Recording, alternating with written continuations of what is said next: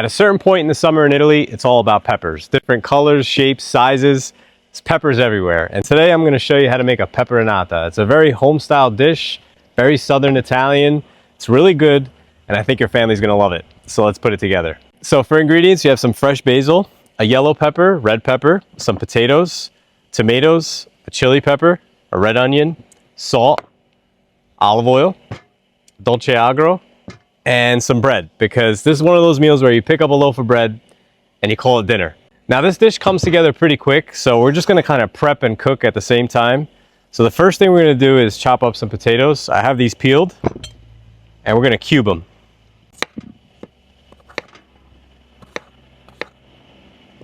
And you want to kind of keep these chunks large, on the larger side.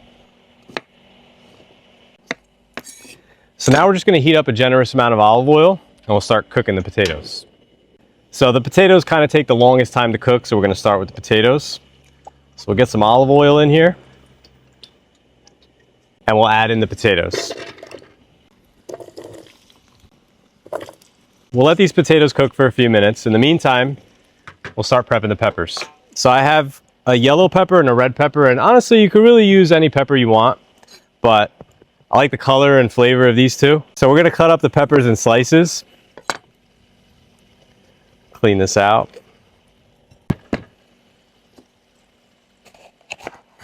And this is like very rustic, so if you like thick slices of peppers, thin slices of peppers, it's really all preference. I'm going to keep some of these yellow peppers long, and I'm going to cut some of them in half just for aesthetics.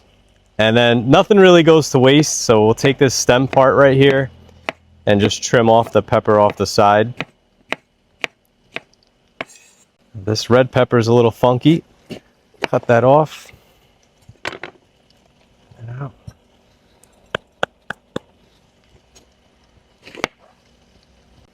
Slice this up.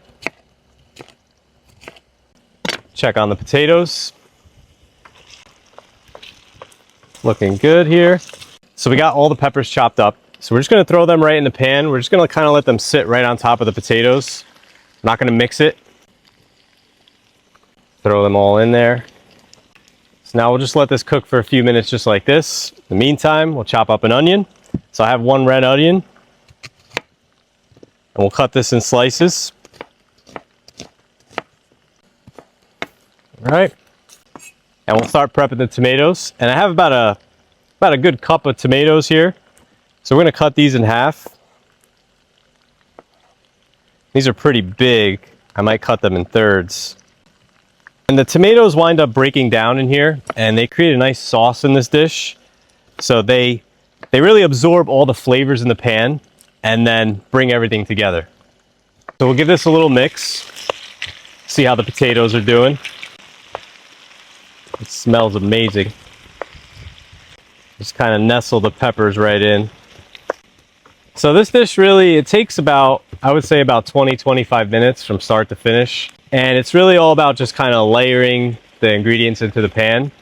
So right now, once the peppers start to soften up a little bit, I'll add in the onions and the tomatoes.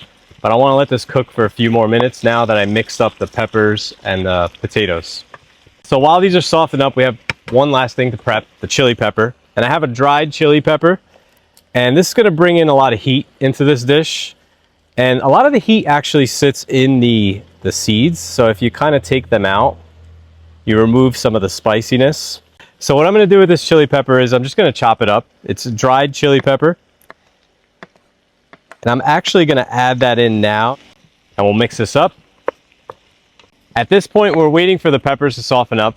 And they'll be the indicator that the potatoes are ready. So once the peppers are soft, we'll add in the tomatoes and the onions. We'll give this a little toss. So the peppers are pretty soft now. I'm going to add in the onions.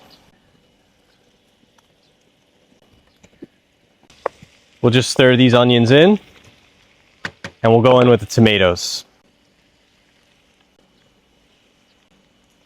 Beautiful tomatoes. Mix this up. And this is really one of those dishes you're not going to find on a restaurant menu. This is, I say it all the time, but it's really like a home style dish. And it's very popular in the summer, peperonata. Every region in Italy makes it a little different. I'm adding a little bit of a Sicilian twist to this, so we're going to go in with a little dolce agro, which is just white wine vinegar mixed with sugar. And in Italy they sell it already pre-mixed, but obviously if you can't find this, you could just mix a shot of white wine vinegar and a little bit of sugar. So we're just going to add a little bit of that in here. It's going to give that nice sweet and sour flavor. And we're going to season this all up with a little salt and some fresh basil.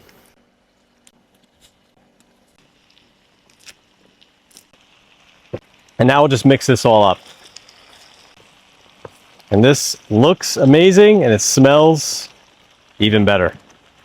And that's really it. So we're just going to let this simmer for a few minutes. Let the flavors come together. The flavors have been coming together for 25 minutes. So we'll let this sit and simmer. And now we're going to cut up some bread. And I feel like you need to have some bread with this dish. It's a must. So we'll cut up some bread. And like I said in the beginning of the video, pick up a loaf of bread. Call it dinner, call it lunch, call it whatever, but definitely get some bread. And you can see that the tomatoes pretty much fell apart in here, and it really created this sauce in this pan that's clinging to the peppers, the potatoes, everything. And if you come in here, you could see it.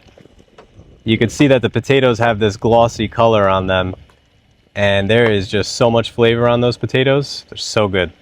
So this is perfect. We're going to shut this off and we're going to get this on a plate. I said I was going to put this on a plate, but I think we're just going to eat this right out of the pan. So what you could do is get a slice of bread and put a little bit of everything on it. Little pepper, potato, onion, tomato. Just make like a little crostone. Or you could do what I like to do is just pick at it and just pick and eat bread with it. It's kind of my way of doing it. So good. And also, if you're doing it my way, you could also dip the bread in the pan and really get some of that, because that's like just pure flavor right there.